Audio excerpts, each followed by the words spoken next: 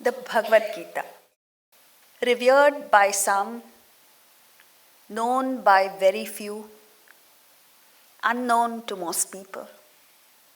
Yet, it stands out as one of the most important, brilliant scientific manuals on how to navigate yourself through life's unpredictable journey. We have no idea what the next moment holds in store for us. And whether it's the nasty twists and turns of political and economic landscapes, or whether it is a tumultuous relationship that we're going through,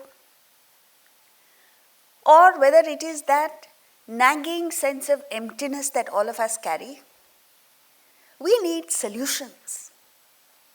And we need help. Because living is a technique. It doesn't come naturally. It needs to be learned, practiced, tested, experimented with, and mastered. And once you do that,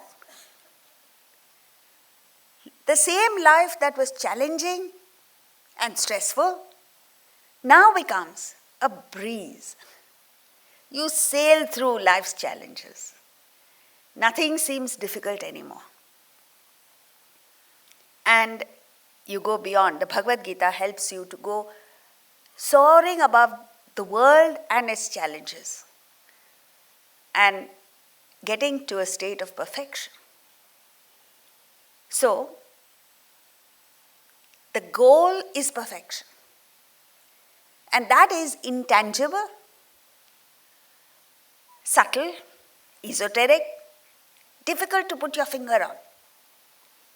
But the pathway is very clear, tangible, simple, and very, very practical. So we are concerned with the pathway. Unfortunately, for more than a millennium, this most wonderful text has been hopelessly misunderstood. First, not understood, then misunderstood, and rejected on the basis of wrong assumptions.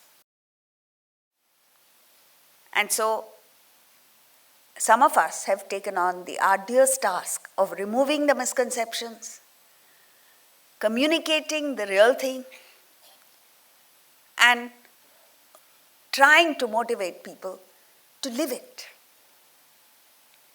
We are a civilization, we are a people that should be proud of our heritage. We have had centuries of unbroken prosperity, happiness, high values and character.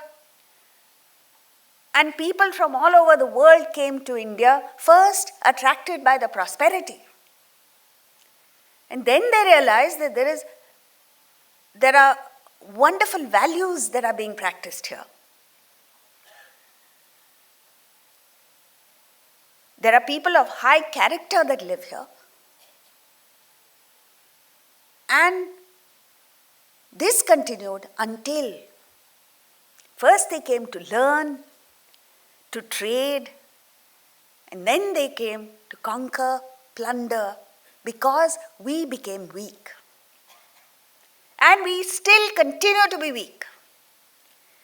Why did this weakness come upon us? Because of a disconnect between us and our culture. Because we lost that inner enrichment. When you lose the inner wealth of personality and character and high values, you lose external wealth. And that is what has happened to us. Now, if we want to regain external wealth, we have to regain our internal wealth.